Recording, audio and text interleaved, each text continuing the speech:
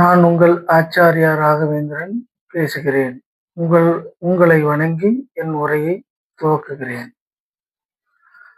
ஒருமுறை ஒரு தலைசிறந்த குருவின் ஆசிரமத்தின் முன் அந்த நாட்டின் தளபதி தன் குதிரையிலிருந்து இறங்கி வாயிலில் இருக்கும் சீடனிடம், இந்த நாட்டின் தளபதி வந்திருக்கிறேன், உன் குருவை சந்திக்க வந்திருக்கிறேன் என்று போய் சொல் என்றார்.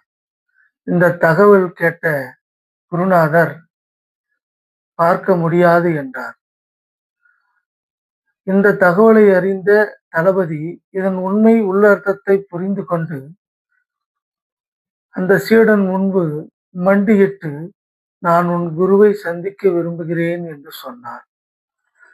இதை அறிந்த குருநாதர் சந்திக்க அனுமதி கொடுத்தார்.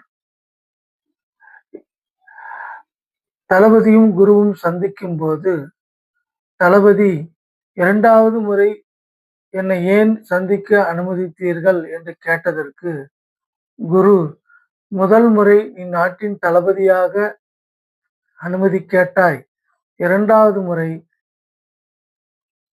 வாழ்வின் துன்பங்களிலிருந்து விடுபட விரும்பும் மனிதராக என்னிடம் சந்திக்க அனுமதி கேட்டாய், அதனால் அனுமதித்தேன். இதிலிருந்து என்ன புரிகிறது என்றால், ஒரு குருவை சந்திக்க வேண்டும் என்றால் நான் என்ற அகந்தை இல்லை என்றால் அவருடைய அருள் கிடைக்கும்.